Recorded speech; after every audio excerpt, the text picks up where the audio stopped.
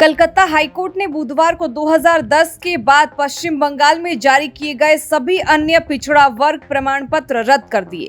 इसके बाद मुख्यमंत्री ममता बनर्जी ने कहा कि उनकी सरकार कलकत्ता हाईकोर्ट के इस फैसले को स्वीकार नहीं करेगी और इसे ऊपरी अदालत में चुनौती देगी। सीएम ममता बनर्जी ने बुधवार को उत्तर 24 परगना जिले के हरदाहा में एक जनसभा को संबोधित किया। इस दौरान उन्होंने कहा कि मैं कलकत्ता हाईकोर्ट के इस आदेश को स्वीकार नहीं करती हूँ।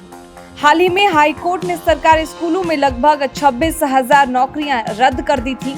मैंने वह आदेश भी स्वीकार नहीं किया था। उन्होंने आगे कहा कि मुझे आदेश मिल गया है और अब मैं खेला खेलूंगी।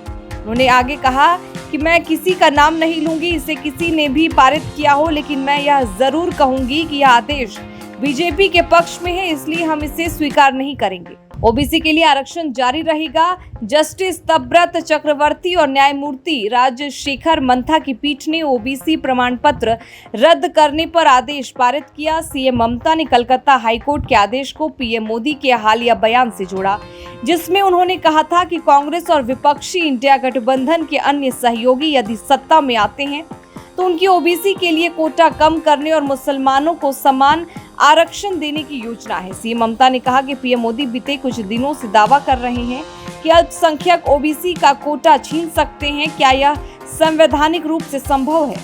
अल्पसंख्यक कभी ऐसा नहीं कर सकते। इसके अलावा उन्होंने कहा कि उनके मंत्रिमंडल में रिटायर्ड आईपीएस अधिकारी और पूर्व मंत्री उपेंद्र नाथ विश्वास की अध्यक्षता में एक सर्वे करने के बाद ओबीसी कोटा सूची तैयार की गई थी।